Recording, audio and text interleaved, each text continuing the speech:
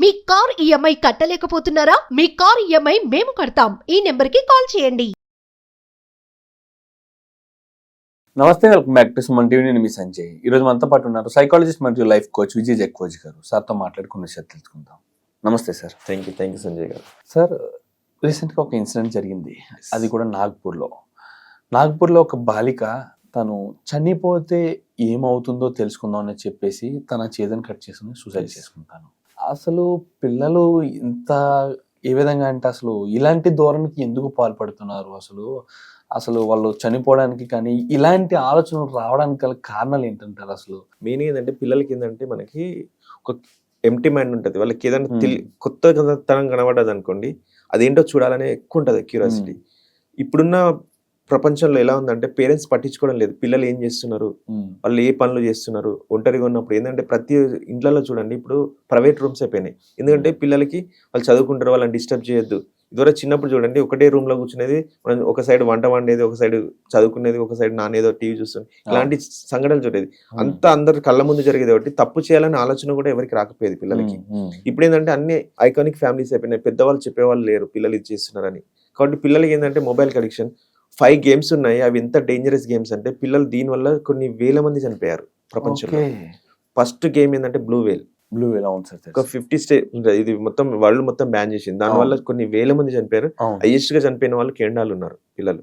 First ఏంటంటే first steps ఉంటాయి అన్నట్టు అందులో గేమ్స్ లో. ఫస్ట్ గేమ్ అంటే కొన్ని 1 or 2 చెప్తాను నేను. ఫస్ట్ స్టెప్ ఏంటంటే వాళ్ళు midnight 12 o'clock లేసి స్కేరీ మూవీస్ చూడాలన్నట్టు. ఫస్ట్ వాడు పెట్టే ఆప్షన్ అలా బ్లూ వేల్ గేమ్. అది చేసిన వాళ్ళే సెకండ్ గేమ్ కు మీరు ఎలిజిబుల్ అని చెప్తారు అన్నట్టు. అంటే పిల్లలకి ఆ మైండ్ సెట్ తెలియదు. ఏదో జరుగుతుంది, నెక్స్ట్ ఏం జరుగుతుంది ఒక క్యూరియాసిటీ. మీరు అన్నారు కదా క్యూరియాసిటీ అన్నట్టు. నెక్స్ట్ ఇది చేస్తే ఏమన్నా తెలుస్తుందేమో కొత్తదనం అని midnight లేసి పేరెంట్స్ పడుకున్నప్పుడు వచ్చి చూడడం. ఇప్పుడు పిల్లలకి అలాంటి స్కేరీ మూవీ చూస్తే ఏంటంటే వాళ్ళ లోపల తెలియని అలర్జీ స్టార్ట్ అయిపోతుంది. ఫోకస్ అంతా దాని మీద, అసలు ఏం జరుగుతుంది, క్రూయల్. ఇప్పుడు మన క్యూరియాసిటీ ఏంటంటే అన్ని క్రైమ్ స్టోరీస్ ఉంటాయి. అలా ఒకరిని చంపుకోవడాలు, ఒకరిని పొడుచుకోవడాలు, సస్పెన్స్ ఇలాంటివి ఉన్నాయి. ఇలా వెళ్తూ ఉంటే ఏంటంటే లాస్ట్కి వెళ్ళినప్పుడు ఏంటంటే మీరు ఇవన్నీ వదిలించుకోవాలంటే, మీరు ఫ్రీ బర్డ్ కావాలంటే మీరు చచ్చిపోవాలని చెప్తారు ఆ గేమ్ లో. ఇంత బాధ అనుభవించి మీరు ఈ స్టెప్స్ వైజ్ వెళ్ళి తీసుకెళ్లే వాళ్ళని లాస్ట్ కి మీరు ఒక సూసైడ్ చేసుకుంటే మీరు పీస్ఫుల్ మైండ్ లోకి వెళ్తారని. సో దీనివల్ల ఏంటంటే పిల్లలు ఈ ఫ్రస్ట్రేషన్ లో వస్తారు. ఇది చూసి ఎంత భయము, ఆందోళన, ఇలా రకరకాలుగా వాళ్ళని తీసుకెళ్ళి ఒక రకమైన ఒక ఫోబియాలకు తీసుకెళ్లి లాస్ట్ కు మీరు సూసైడ్ చేసుకోండి అయిపోతుందని చెప్తారు అన్నట్టు. సో పిల్లలకి తెలియదు పిల్లలు ఈ మొబైల్లో ఏం చూస్తున్నారు, అసలు చూసే విషయాలు చూస్తున్నారా, చూడకూడని చూస్తున్నారు. చాలా మంది పిల్లలు జస్ట్ బిలో 10 పోర్నోకి చాలా మంది అలవాటు అయిపోతున్నారు, హోమోసెక్సువల్ గా తయారైపోతున్నారు. అసలు పేరెంట్స్ పట్టించుకోవట్లేదు. వాళ్ళు అసలు చూడాల్సిన విషయాలు చూస్తున్నారా, చూడట్లేదా, అసలు ఎవరు పట్టించుకోవట్లేదు. పేరెంట్స్కి ఏంటంటే టైం ఉండట్లేదు, మేట్స్ మీద వదిలేస్తారు. మేట్స్ కూడా ఏముంటది, వాళ్ళ పిజ్జీలో ఉంటారు, ఫుడ్ పెడతారు, చదువుకుంటారు, లేకుంటే వాళ్ళ ఇష్టం. వాళ్ళు అల్లరి చేయకుండా ఇంకా బెస్ట్ వీళ్ళకి, ఎందుకంటే వీళ్ళ పని ఉన్నది కాబట్టి. సో నెక్స్ట్ గేమ్ వచ్చి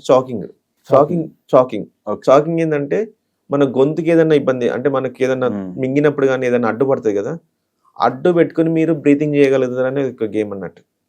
అడ్డు పెట్టడానికి ఏంటంటే షూ నాట్తోని మీరు టై చేసుకోండి, ఇలాంటివి నేర్పిస్తారు ఆ గేమ్ లో. ఇలాంటిది ఉంది. ఇంకొకటి ఏంటంటే సినమిన్ తెలుసు కదా మీకు, మనం దాల్చిన చెక్క అంటాం. అవును సార్. దాల్చిన చెక్కను ఒక 2 స్పూన్లు, మన ఘాట్ ఎంత ఉంటుంది తెలుసు, మనం అప్పుడప్పుడు కొంచెం కొరుకుతేనే మనం మంట. అదే పిల్లలకి ఎంత ఉంటుంది, ఇన్ఫ్లమేషన్ స్టార్ట్ అవుతుంది, మంట స్టార్ట్ అవుతుంది కడుపులో, వామిటింగ్ సెన్సేషన్ ఇవన్నీ అవుతుంది అన్నట్టు. సో ఇలాంటి ఇంకొకటి ఏంటంటే గేమ్ సర్ఫింగ్ అన్నది ఉన్నది. అంటే కార్ సర్ఫింగ్ అంటారు అన్నట్టు. అంటే కార్లలో పోయి గుద్దుదని నీకు ఏమవుతుందో చూడు, ఇలాంటి. అంటే వాళ్ళను ఆ ఏజ్కి తగ్గ కాకుండా ప్రభావితం చేస్తే అన్నట్టు. పిల్లలకి ఏంటంటే ఎంప్టీ మైండ్ ఉంటుంది కదా, ఏదో చేయాలి తపన, ఇది చేస్తే మేబీ నేను ఇది వస్తుందేమో అనే ఒక ఆలోచనతోని వాళ్ళకి ఏమీ ఆలోచించరు. వాళ్ళు చెప్పింది వీళ్ళు ఫాలో అవుతారు. ఇక్కడ మెయిన్ ఇంపార్టెన్స్ ఏంటంటే పిల్లలు పట్టించుకోవాలి వాళ్ళను.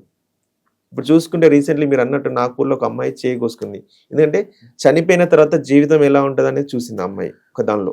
అంటే సార్ ఇప్పుడు అది కూడా ఒక క్యూరియాసిటీ క్రియేట్ చేసి ఏదైనా గేమ్ అంటారు, అది సంథింగ్ 100% గేమే. అది మేబీ వాళ్ళ ఫ్రెండ్స్ చూసి ఆమెకు చెప్పని ఉండాలి. ఇప్పుడు ఛాలెంజింగ్ అని వస్తున్నాయి, వాటర్ ఛాలెంజ్ అని, ఐస్ వాటర్ ఛాలెంజ్ అని, ఐస్ క్యూబ్ ఛాలెంజ్ అని, ఇలా రకరకాలుగా వస్తున్నాయి. యూట్యూబ్ లో ఒక సెల్ఫీ తీయడం పెట్టడం, అది దేనికన్నా యూజ్ అవుతుందా చూడండి. మొక్క నాటని పెట్టారనుకోండి, అది ప్రపంచానికి ఒక మంచి పని చేసినట్టు. ఒక ప్రపంచానికి యూజ్ అయ్యే పనులు పెడితే నలుగురు దాన్ని ఆస్వాదిస్తారు, చప్పట్లు కొడతారు ఆ విషయాలకు. ఇప్పుడు నీళ్ళల్లో మునిగితే ఏమన్నా వస్తుందా మనకి? కలర్లు వేసుకుంటే ఏమన్నా వస్తుందా? కొట్టుకుంటే ఏమన్నా వస్తుందా? ఇలాంటి పిచ్చి పిచ్చి స్టేటస్లలో పెట్టుకుని మీరు ఈ ఛాలెంజ్లో మీరు విన్ అవుతారా చూసుకోండి అని పెట్టడం వల్ల ఇదేంటంటే మేబీ గేమింగ్ కావచ్చు, తనని ఎవరన్నా ప్రోవోకింగ్ అన్నా చేయొచ్చు. ఈ కారణాల వల్ల ఇలా అవుతుంటది. ఒకేసారి గేమింగ్ అనేది పక్కన పెడితే ఫస్ట్ ఈ వాట్సాప్ లో మనం ఇచ్చే టాస్క్ కానీ సంథింగ్ ఛాలెంజెస్ కానీ ఇవన్నీ ఒక ఎంటర్టైన్మెంట్ లా తీసుకొని చెప్పేసి ఫ్రెండ్స్ కానీ మన రిలేటివ్స్ కానీ ఇస్తూ ఉంటారు.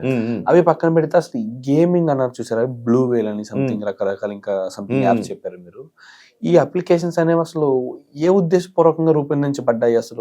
అసలు వాటి యొక్క ముఖ్య ఉద్దేశం ఏంటంటారు? అసలు ఇప్పుడు చూసుకుంటే ఏంటంటే కొందరు సైకో పర్సన్స్ ఉంటారు, వాళ్ళు చెడిపోవడం కాకుండా ప్రపంచం చెడిపోవాలి. ఇప్పుడు తాలిబాన్స్ నే చూసుకుంటాం, వాళ్ళకి ఏం పని ఉంటుంది? వాళ్ళు ఏమైనా స్కూలింగ్ ఉంటుందా? నువ్వు ఇది ప్రపంచాన్ని నాశనం చేయాలి, ఇండియాకి వచ్చి బాంబులు పెట్టాలి, ప్రపంచంలో బాంబులు పెట్టాలి. వాళ్ళకి ఏమైనా వస్తుందా? వాళ్ళకి ఏంటంటే ఒక రకమైన బాధ సృష్టించాలి, మనిషి లోపల అలజడి సృష్టించాలి. ఆ అలజడిలోనే వాళ్ళు ఆనందాన్ని పొందుతారు. ఇప్పుడు చూడండి, ఒక వ్యక్తికి ఎలా ఉంటుందంటే ఎదుటి వాళ్ళు సంతోషపడుతుంటే వాళ్ళు తట్టుకోలేరు, ఎదుగుదలను తట్టుకోలేరు. మన సమాజంలో మన చుట్టే ఉన్నారు, మనం చూసుకుంటే మనకి 10 మీటర్ల డయామీటర్ మధ్యలోనే ఉంటారు వాళ్ళంతా, ఎక్కడో ఉంటారు. శత్రువు అంటారు సార్, ఒక సినిమాలో డైలాగ్ ఉంటుంది, శత్రువులు ఎక్కడో ఉంటారు మన ఇంట్లోనే ఉంటారు అని. ఆ విధంగా చూసుకుంటే ఏంటంటే వీళ్ళకి ఏంటంటే సమాజంలో ఏదో ఒక పాయింట్ ఆఫ్ వ్యూ ఏంటంటే సమాజం చేత అవమానించబడతారు వీళ్ళు. రాక్షస సినిమా చూసారు కదా, మన సురేష్ బెల్లంకొండి. అందులో ఏంటంటే అతన్ని మన ఆకారం బాగుండదు కాబట్టి చాలా మంది ఒక టైంలో ఏంటంటే రెస్పెక్ట్ చేస్తారు, కానీ తను ఓవర్ ఎక్స్ప్రెషన్ తోని వెళ్ళి ఒక అమ్మాయికి లవ్ చేయడం వల్ల నువ్వు ఎలా ఉన్నావు చూసుకున్నావా అనే విషయంలో ఏమవుతుందంటే తను అక్కడ అవమానించబడతారు, అందరు నవ్వుతారు అన్నట్టు. సో ఆ టైంలో ఏంది, ఈ సంతోషం ఎవరికి ఉండద్దు. అప్పటి నుంచి ఏంటంటే క్రుయాలిటీగా ఫామ్ అయింది, అమ్మాయిలను రకరకాలుగా చంపడం స్టార్ట్ చేస్తాడు. అది ఏంటంటే మనిషి బిహేవియర్ ఇలాంటి యాప్స్ చేసే వాళ్ళు ఎంత ఏంటంటే సైకలాజికల్ అసలు వెరీ వెరీ డౌన్ స్టేజ్ లో ఉన్న వాళ్ళు ఎంత మెంటాలిటీగా. సో ఇలాంటి గేమ్స్ పెట్టి ఏంటంటే వాళ్ళు ఏదైతే అనుభవించి ఇబ్బంది పడ్డారో అలాంటి ఇబ్బందిని మిగతా వాళ్ళు కూడా ఇబ్బంది పడాలి, ఆ క్రుయాలిటీ నుంచి వెళ్ళి వీళ్ళు సంతోషపడుతుంటారు అన్నట్టు. దీనివల్లనే మేబీ ఆ యాప్స్ అన్న చూసి ఉండాలి అమ్మాయి, లేకుంటే మేబీ ఫ్రెండ్స్ ద్వారానన్నా ప్రోవోకింగ్ అయి ఉండాలి. ఓన్లీ ఏం లేదు, పిల్లల విషయంలో పేరెంట్స్ చూడాల్సింది ఏంటంటే ఒక ఫ్రెండ్ లా ట్రీట్ చేయండి పిల్లల్ని. పిల్లలు ఏ చేసినా తప్పు చేసినా కూడా మీతో షేర్ చేసుకునే అంత ఓపెన్ కమ్యూనికేషన్ ఉండేలా చూసుకోవాలి. వాళ్ళకి ఎస్పెషల్లీ ఫస్ట్ ఇవన్నీ కావాలంటే ఏం చేయాలి, వాళ్ళకి డైలీ ఒక 1 hour టైం ఇవ్వాలి. వాళ్ళకి మంచి స్టోరీ చెప్పండి, వాళ్ళకి గుడ్ ఆర్ బ్యాడ్ చూపియండి, ప్రాక్టికల్ గా చూపియండి. ఇది చేస్తే నువ్వు ఈ రేంజ్ లో వెళ్తావు, ఇది చేస్తే ఈ స్థాయిలో దిగజారుతావు అని ప్రాక్టికల్ గా కొందరు లైఫ్ లో చూపించాలి మనం వాళ్ళకి. ఎప్పుడు ఇస్తాం ఇదంతా మనం వాళ్ళకి పిల్లలతో ఉండి వాళ్ళతో కమ్యూనికేట్ అయ్యి వాళ్ళను ఒక ఫ్రెండ్ లా ట్రీట్ చేసినప్పుడే. ఇంతమంది ఈ సమాజంలో పిల్లలతో ఈ టైంలో ఇస్తున్నారు, ఒక 1 hour కాదు 1 second ఇచ్చలే పేరెంట్స్ కూడా చాలా మంది ఉన్నారు. వాళ్ళు ఏం చూస్తున్నారు యాప్లలో, వాళ్ళకి మంచి విషయాలు చూస్తున్నారా చెడ్డ విషయాలు చూస్తున్నారా, రోజు ఒకసారి వాళ్ళని ఎవాల్యుయేట్ చేయండి. మీరు వాళ్ళతో మాట్లాడండి, మార్నింగ్ నుంచి ఈవినింగ్ వరకు ఏం చేసావు నాన్న అని పడుకునే ముందు వాళ్ళ పక్క పడుకుని అడగండి, వాళ్ళని హగ్ చేసుకోండి, కిస్ చేయండి. వాళ్ళకి ఒక తెలియని ఒక బాండ్ పెరుగుతుంది. కిడ్ హగ్ చేసినా కూడా మనకు ఆక్సిటోసిన్ అనే ఒక హార్మోన్ రిలీజ్ అయ్యి వాళ్ళ మైండ్ లో ఎంత యాక్టివేట్ అంటే ఒక పాజిటివ్ వాతావరణం ఏర్పడుతుంది. ఇలాంటి ఎంతమంది పిల్లలు చేస్తున్నారు? ఎవరన్నా పిల్లల్ని హగ్ చేసుకునే వాళ్ళు ఉన్నారా ఈ రోజుల్లో? లేరు అసలు. కాబట్టి ప్రతి ఒక్కరిని రిక్వెస్ట్ చేసేది ఏంటంటే పిల్లలకు ఫస్ట్ టైం ఇవ్వండి, మార్నింగ్ నుంచి ఏం చేశారని మాట్లాడండి.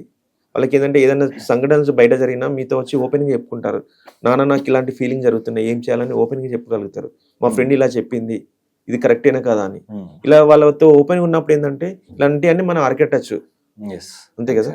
సో కాబట్టి ప్రతి ఒక్క పేరెంట్ పిల్లల్ని చాలా దగ్గరగా పెంచండి, వాళ్ళతో మాట్లాడండి, ఒక ఫ్రెండ్లీగా, ఒక గైడ్గా, ఒక టీచర్ లా ఉండండి. ఇలాంటివి ఉంటే ఖచ్చితంగా ఇలాంటివి జరగకుండా ఉండే ఆస్కారాలు ఎక్కువ ఉన్నాయి. Thank you sir, thank you very much, చాలా మంచి మాటలు చెప్పారు. Thank you so much.